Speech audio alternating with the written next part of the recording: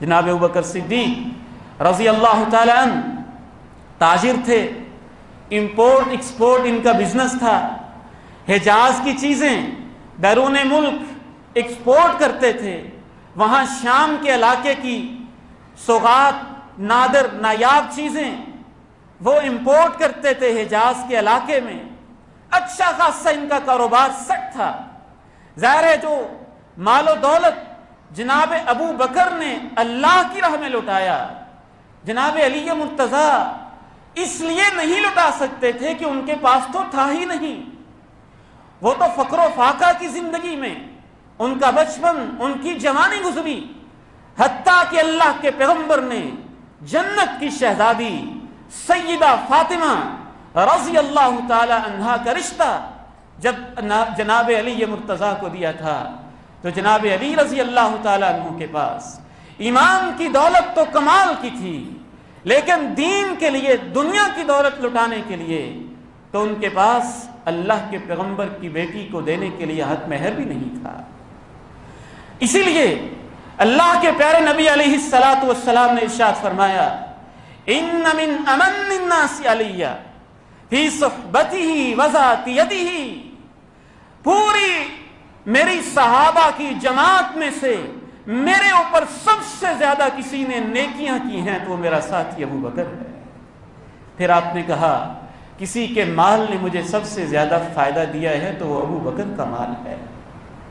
جناب ابو بکر شام میں اپنی تجارت کے سلسلے میں پہنچے ہوئے تھے، وہاں ان کو ایک خواب آتا ہے، وہ خواب شام کے ایک پادری سے بیان کرتے ہیں کہ میں نے یہ خواب دیکھا ہے، تم اس کی تعبیر کیا کرتے ہو؟ ابھی دین اسلام کا اعلان نہیں ہوا، پیغمبر نے نبوت کا اعلان نہیں کیا، یہ پہلے اپنے بزنس کے سلسلے میں شام میں پہنچے ہیں، خواب دیکھتے ہیں، پادری سے تعبیر پوچھتے ہیں، پادری کہتا ہے خواب تو نے دیکھا ہے؟ میں نے دیکھا ہے۔ کہاں سے ہو؟ عرب سے ہوں۔ حجاز سے ہو؟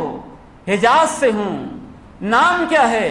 ابو بکر صدیق۔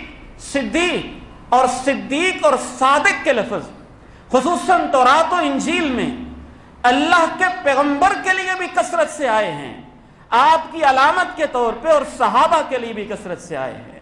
آپ ہی کو صادق الامین کہا جاتا تھا، اور آپ کی سب سے پہلے تصدیق کرنے والے کو صدیق اکبر کہا جاتا ہے۔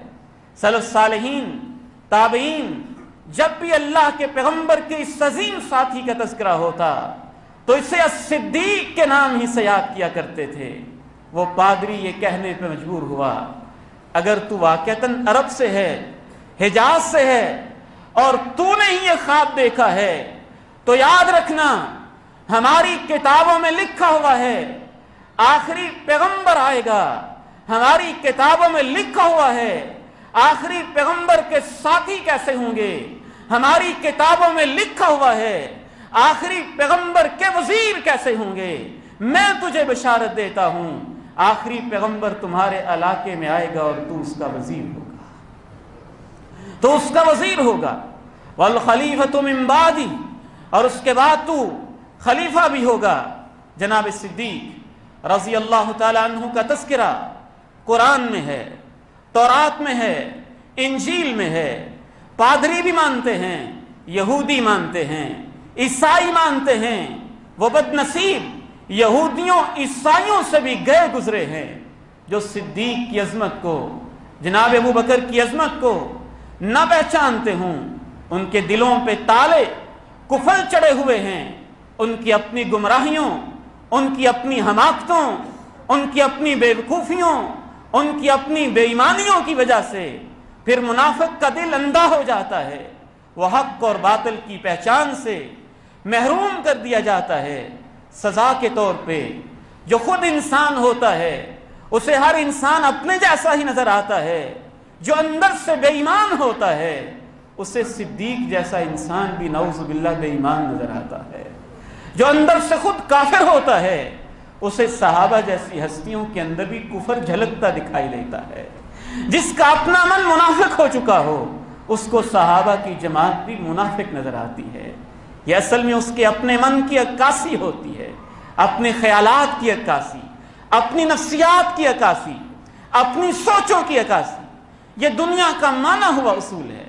المرء یقیس علی نفسہ، انسان دوسروں کو اپنے جیسا سمجھتا ہے، وہ اپنے اوپر قیاس کر کے دوسروں کے بارے میں خیالات قائم کرتا ہے۔